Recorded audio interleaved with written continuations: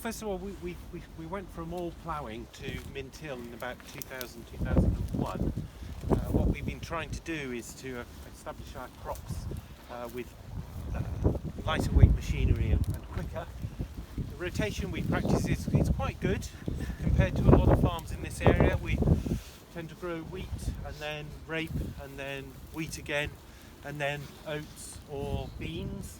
But that said, we now have not insignificant proportion of grass in 2 to 3 year lays coming round in that rotation.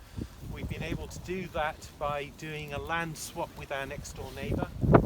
So I don't particularly want to have 1,000 sheep, thank you very much. But I do want the advantages of having livestock. And I think this is where arable farmers and livestock farmers can work really well together. This a 3 year lay is doing fantastic for helping our weed control. It's building soil organic matter and soil carbon, and it's giving us a really good entry into a next phase of the arable crop. And meanwhile, the sheep farmer next door says that his lambs are finishing brilliantly on our arable land because there's no worm burden.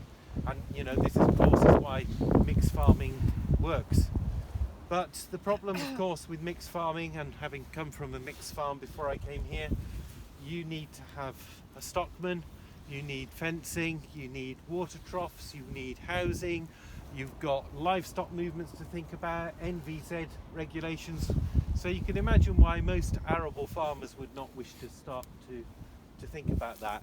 And I think there's a very strong case which we've been making to government to introduce lay periods into all arable rotations, and it's very good to see that has appeared in the 25-year plan that the government announced about a month ago, that this is something that they should look at.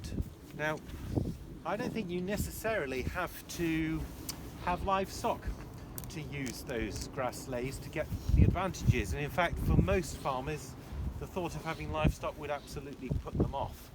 But having ran an organic stockless system for 10 years before I came here, I'm a big fan of that system. And what we do is we grow a restorative period of grass and clover. But instead of feeding it through an animal, which by the way is a little bit leaky, and then using what comes out of the animal to fertilise the soil and the soil to grow a plant, what we do is we compost the plant to the soil, and the soil then feeds the plant. So it's a tighter pathway. And we do that by cutting and mulching the lay period in the arable rotation, basically composting that back onto the soil. And the soil microbes break that down, and then we grow into arable cropping. And I know it works because 1 year after that rotation, in fact it was a bit tighter than that, we undersowed an oat crop at the end of the previous rotation. We topped and mulched red clover and grass mix for 18 months. We ploughed that down and we grew an 8-ton crop of wheat. Now when you consider that was done organically, and that you need 23 kilos of nitrogen for each ton of wheat, that's a biological requirement, you can work that out for yourself. So I really like that. We sowed the crop in November after ploughing, and I harrowcomb weeded it in March, and I combined it in August. Didn't get much simpler than that. No sprays, no fertilizer or anything. So I think there's a strong case for us to get lays incorporated into arable rotations. For goodness sake, we were prepared to pay farmers to have 15% of their landing set aside when we did absolutely nothing with it to improve its fertility. So I think there's a great case to be made for that, and I would like to see government recognising that and making that part of a stewardship or support payment going forward, which is partly behind my question yesterday afternoon when I said we have a stewardship scheme for biodiversity. What does a stewardship scheme look like for soil? Because we've got to start thinking about that if we want to get a result. So the rotation on this farm: wheat, oats, wheat, beans, min-till here for the last 20 years or so, This project in front of us then was originally going to be a 3-year project, but we explained to the sponsors that we couldn't get sufficient results for 3 years. We needed at least 5, so we now have 5 fields dedicated into this project. Each is at a different point in our rotation, so they are scattered around the farm. This is the rape position in the rotation, and you can see there's 2 flags there. That marks 2 of the 3 plots. The third one you can't see because it's over the hill. I'm not taking you there. But what we have is a plough strip, min-till strip, and the direct drilled strip is over the hill. And what you can see already is that there's a difference in coloration in these 2 plots. And that is because this field has been min-tilled now for just short of 20 years, and we very effectively depleted the charlock out of the seed bank, as you can see within the min-till plot.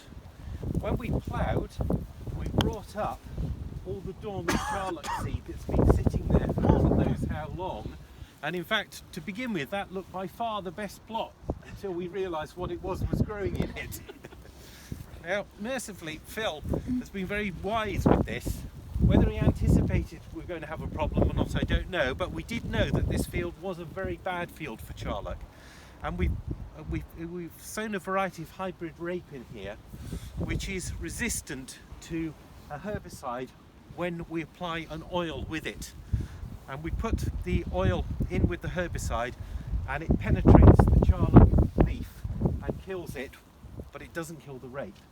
However, that has only been around for a year or 2, and before that this really would not look good at all. It really wouldn't, and it still doesn't now, actually. I mean, I'm extremely satisfied with the mortality of the charlock, don't get me wrong, but the rape has suffered from competition.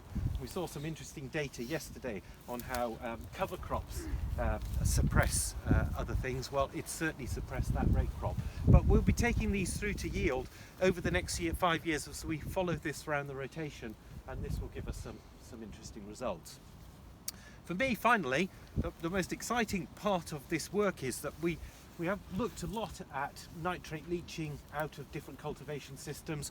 We've looked at carbon sequestration. We've looked at preferential feeding of birds on different plots. We've looked at the earthworms and the soil fauna. But one thing we haven't done is looked at the gaseous emissions that come from soils under different cultivation regimes. And we are missing part of the equation because we don't do that. A while ago, government was lobbied to pay farmers to sequester carbon as part of an offsetting scheme. Such schemes exist in the United States, where power generating companies burning fossil fuels pay a levy to farmers who are zero tilling and sequestering carbon. But the UK government did a study of this and didn't feel that there was sufficient weight of evidence that this was worth paying public money for.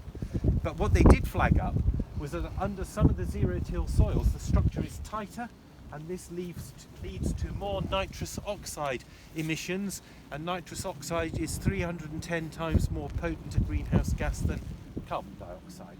So we might have ended up paying for a system that was actually causing more damage.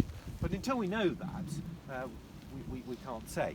So we've purchased an astonishingly expensive bit of equipment, which I didn't tell you yesterday because it was on display in the hotel. I didn't want anybody taking it home with them, which allows us to do these measurements in the field.